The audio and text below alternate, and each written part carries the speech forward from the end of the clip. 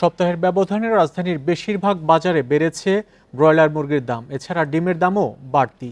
প্রতি KG broiler মুরগি বিক্রি হচ্ছে ১৭০ থেকে ১৮০ টাকায়। গত সপ্তাহে এই দাম ছিল ১৬৫ টাকা। আর সোনালী মুরগির দাম কেজিতে ১০ টাকা বেড়ে প্রতি কেজি দাম রাখা হচ্ছে ২৫০ থেকে ২৬০ টাকা। এদিকে ডিম আমদানি হলেও বাজারে নেই প্রভাব।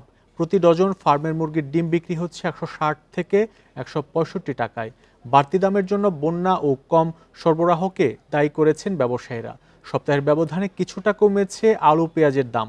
কেজিতে ৫ টাকা কমে প্রতি কেজি পেঁয়াজ ১১০ টাকা থেকে ১১৫ টাকা ও মান ভেদে আলু বিক্রি হচ্ছে প্রতি কেজি ৫০ থেকে ৫৫ টাকায়।